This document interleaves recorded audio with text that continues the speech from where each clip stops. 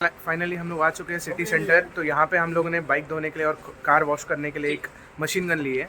तो भाई यहाँ पे मशीन गन का रेट क्या है और कहाँ से स्टार्ट हो रहा है, कैसा है? 1000 रुपये का है। 1000 रुपये का है। मतलब कि आप यहाँ पे क्वालिटी कैसा है इसका? क्वालिटी बहुत अच्छा क्वालिटी है, ये देख लो।